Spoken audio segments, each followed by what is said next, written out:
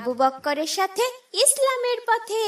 আমার কি তোমাদের আদর পেতে ইচ্ছে করে না মা? আগামীকাল ঈদ, তাতে কি হয়েছে?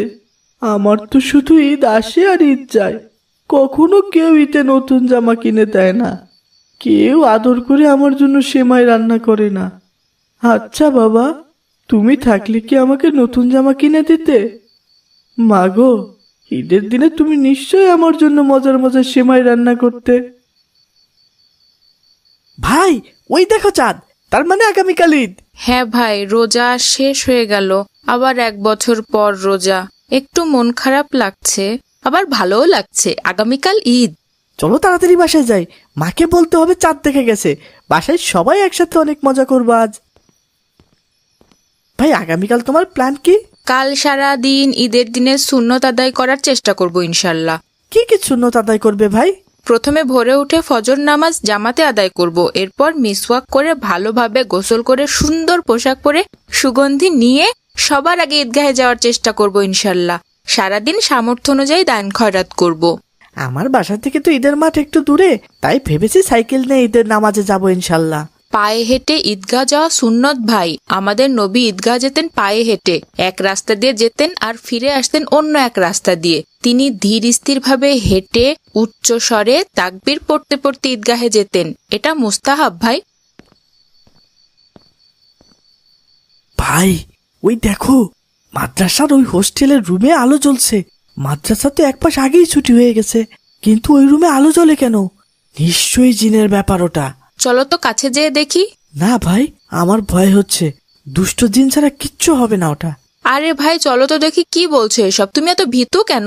আচ্ছা, তাহলে কিন্তু দূর থেকে দেখে চলে আসবো, বলে দিলাম। ঠিক আছে ভাই। আসসালামু আলাইকুম বাবা মা, নিশ্চয় তোমরা ভালো আছো। আমার কি তোমাদের আদর পেতে ইচ্ছে করে না মা? আগামীকাল ঈদ, তাতে কি হয়েছে? আমার তো শুধু ঈদ আসে আর ঈদ যায়। কখনো কেউ ঈদে নতুন জামা কিনে দেয় না, কেউ আদর করে আমার জন্য সেমাই রান্না করে না। আচ্ছা বাবা, তুমি থাকলে কি আমাকে নতুন জামা কিনে দিতে? মা গো, ঈদের দিনে তুমি নিশ্চয়ই আমার জন্য মজার মজার সেমাই রান্না করতে, তাই না মা? আচ্ছা বাবা, আমি দেখতে কার মতো হয়েছি? তোমার মতো না মায়ের মতো? একবার শুধু তোমাদের দেখতে চাই, মায়ের কোলে শুয়ে গল্প শুনতে চাই। আমার এই চিঠির উত্তর দিও বাবা মা, আমি তোমাদের অনেক ভালোবাসি। আমার ভীষণ মন খারাপ লাগছে ভাই, ছেলেটা কতটা অসহায়। ওর এই দুনিয়ায় কেউ নেই, এই জন্য হয়তো হোস্টেল থেকে কোথাও যায়নি। হ্যাঁ ভাই, আগামীকাল ঈদ, আমাদের কত পরিকল্পনা, অথচ ছেলেটার কষ্ট দেখে আমার আর আনন্দ লাগছে না ভাই। ইস, কি অসহায় একটা ছেলে। ঈদ মোবারক।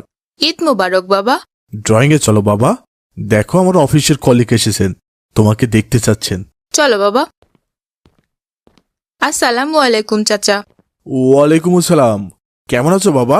আলহামদুলিল্লাহ, আল্লাহ ভালো রেখেছেন। আপনারা কেমন আছেন? আলহামদুলিল্লাহ, এই তো বেঁচে আছি বাবা। তোমাকে দেখে আমার ছেলেটার কথা মনে পড়ে গেল। ওর বয়স নিশ্চয় তোমার মতোই হয়েছে। ও যে দেখতে কার মতো হয়েছে! ইস, ছেলেটা আমার। নিশ্চয়ই আমার মতো বয়স হয়েছে মানে? ওকে নিয়ে আসেননি কেন আমাদের বাসায়? না রে বাবা, ও তো আর আমাদের কাছে নেই। ছেলেটা যে আমার হারিয়ে গেছে বাবা। ওনার ছেলের এতদিনে তোমার মতোই বয়স হতো হয়তো। 10 বছর আগে ঠিক এমনই এক ঈদের দিনে ছেলেটা হারিয়ে গেছে। এই জন্য ঈদ আসলে সবাই আনন্দ করলেও ওনাদের জন্য আর সেটা হয়ে ওঠে না। ঈদের দিন কাটে কান্না করে। তাই আমাদের বাসায় ওনাকে দাওয়াত করেছি, যেন আমাদের সাথে কিছুটা স্মৃতি ভুলে থাকতে পারে। চাচা, আপনার ছেলে কিভাবে হারিয়ে গেছে? সে অনেক কথা বাবা, আজ থেকে প্রায় 10 বছর আগের কথা।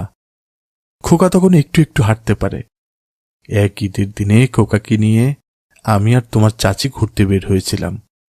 খোকা হাঁটার চেষ্টা করছিল, আমরা দেখছিলাম আর দুজনে হেসে হেসে কুটি কুটি হচ্ছিলাম। হঠাৎ বিকট শব্দ হয় চারদিকে। মেলায় বোমা হামলা করে সন্ত্রাসীরা। পুরো এলাকা অন্ধকারে ছেয়ে যায়।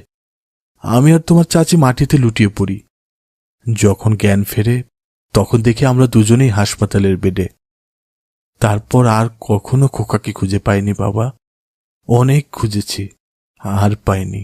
আপনার কথা শুনে অনেক মন খারাপ লাগছে চাচা। বাবা, তোমার চাচি তোমার জন্য একটা উপহার নিয়ে এসেছেন। বাবা, তোমার জন্য আমি নিজ হাতে একটা পাঞ্জাবি বানিয়ে এনেছি। আমার তো অনেকগুলো পাঞ্জাবি আছে, আপনার বানানো পাঞ্জাবিটা যদি একজন এতিম ছেলেকে দেই তাহলে কি আপনি মন খারাপ করবেন? ওরা তো কিনতে পারে না। না বাবা, এটা ভালো হবে। আমাদেরও মনে হয় সেটাই করা উচিত। যারা ঈদে জামা কিনতে পারে না তাদেরকেই এটা দেওয়া উচিত। তাহলে আমার সাথে চলুন। আসসালামু আলাইকুম। ওয়ালাইকুম আসসালাম। ভাই, তুমি আমাদের চিনবে না, এই চাচা চাচি তোমার জন্য একটা পাঞ্জাবি এনেছেন ঈদে উপহার দেওয়ার জন্য। এই নাও বাবু। হুবহু এরকম দেখতে একটা পাঞ্জাবি আমার অনেক আগে থেকেই আছে, কিন্তু অনেক ছোটবেলার পাঞ্জাবি। হুবহু এরকম? কি বলছো, একটু দেখাবে বাবা? জি চাচি, অবশ্যই। এই যে এটা, আমাকে যে মানুষটি কুড়িয়ে পেয়েছিল সে আমাকে এই পাঞ্জাবি পরা পেয়েছিল। আমি নাকি অনেক কান্না করছিলাম, তখন সে আমাকে নিয়ে এই মাদ্রাসায় বড় হুজুরের জিম্মায় রেখে গেছেন, আর বলে গেছেন বোমা হামলায় আমার বাবা মা মারা গেছেন। কিছু মনে না করলে তুমি তোমার হাতটা একটু দেখাবে বাবা? ওগো, ওগো, দেখছো? ভালো করে দেখো, সেই 6 আঙুল। এটা তো আমাদের সন্তান, আমাদের আব্দুল্লাহ। পাঞ্জাবিটা দেখেই বুকের ভিতরে ধক করে উঠেছিল। এটাই তো আমার কলিজার ধন। হ্যাঁ গো, আমাদের আব্দুল্লাহর হাতেও 6টা আঙুল ছিল। এটাই আমার আব্দুল্লাহ। আমরা আমাদের ছেলেকে ফিরে পেয়েছি, আলহামদুলিল্লাহ। আপনারা সত্যি আমার বাবা মা? হ্যাঁ রে বাবা, আমরাই তোর বাবা মা। তুই এক হাতে 6 আঙুল নিয়ে জন্মেছিলি। যেদিন হারিয়ে যাস সেদিন তোর পরনে এই পাঞ্জাবি ছিল রে বাবা। আমি নিজ হাতে এই পাঞ্জাবি বানিয়ে দিয়েছিলাম তোকে বাবা। তুই আমাদের ছেলে।